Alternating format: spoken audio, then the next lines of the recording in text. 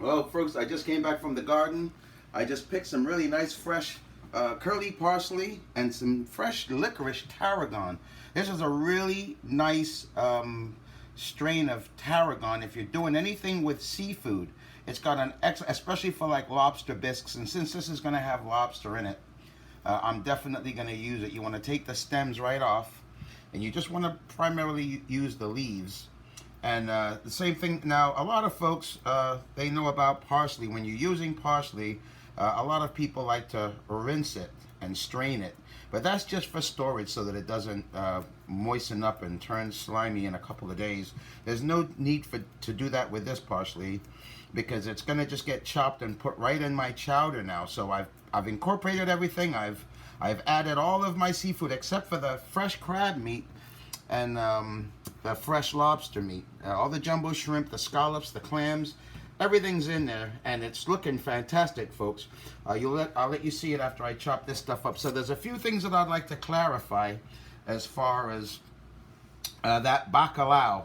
Now, I told you guys when you boil it, the length of time to cook it was, well, like mine was boiling for a little over an hour. The only reason why I had to boil it that long is because twice in between I had to change the water, which completely lowers that temperature down. So it takes about a good 5-10 minutes to actually get it back to boiling temp once again. So if you have a thin piece, a pound or less of a whole fillet, you don't want to boil it anywhere near that long. You only want to boil it for about 20 minutes. And this way, it'll still stay intact, and you'll get most of the salt out of it. Not all the salt, but because the ones that I had was so thick, it was 2 pounds of fish, and a lot of it was the dorsal loin, which is what they call the choice cuts. They also call them captain's cut. That's what I had of the codfish. It was really big. It was the dorsal loin, which is a captain's cut piece off of about a 5-pound fillet. It's very rare to find them that big, but the place that I got it from was just phenomenal. They had pictures of how they chopped everything down fresh and how good everything was. So one thing that I want to tell you about this tarragon, and always taste the fish when you're boiling, and after you throw off that first bit of water, take the thickest part of your cod and break it open and taste a little piece, and that'll tell you how much salt is in there. And if you have very thin pieces in it, you can take those out first. So this tarragon, especially when it comes right off of the vine, right out of the garden like this, is extremely strong in flavor. So before you dump in a whole bunch, just put a pinch right on the top of your chowder, and the parsley is going to give it a really very mild flavor. If you come over here, I'll show you what the chowder looks like now. This is the consistency. Once I get this stirred in to the chowder, I'll show you just how beautiful that chowder is. This chowder is absolutely, it's gorgeous. Those are scallops, the shrimp, a couple of little pieces of lobster, and it's starting to cool down a little bit, but this is the consistency of the chowder. There's another one of the shrimp. This is how you want your chowder to look. And once it's not super steaming anymore, super hot, and everything's cooked, because I put everything in there, what I told you in the last video, that I was going to put things in there raw. Look at all those beautiful little clams. Those are little baby clams. They're so sweet, and you can add the juice from your clams.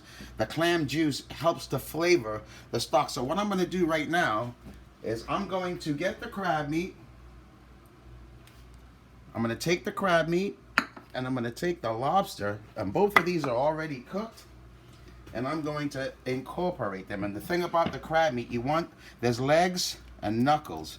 You want them to stay pretty chunky, so you don't want to kind of stir everything. Same thing with the lobster. There's whole claws that are in here. And so what you want to do is you want to take those and put those in there, and instead of taking the chowder and stirring it, you just kind of use the ladle as a plunger, just to kind of get them in there nice and dropped. So everything stays intact. It maintains its integrity. And it's got a beautiful color. And my goodness, when I tell you that this chowder is absolutely delicious, it is phenomenal. All of those different stocks that took that time to make each individual stock, to incorporate them all together, it really makes that stock unique. It's not made like how a lot of people use a lot of different bases, and like clam base and lobster base. It completely negates the flavor. It's just, that's all salted water. That's all that is. This is the real deal. This is the real seafood chowder made with 4 different stocks: shrimp stock, lobster stock, actually 5: shrimp stock, lobster stock, fish stock, and a crab stock. And then there was actually a little bit of clam juice that I used from the clams. So there's 5 different things that incorporated it. And when those things combine together, it makes such a beautiful flavor.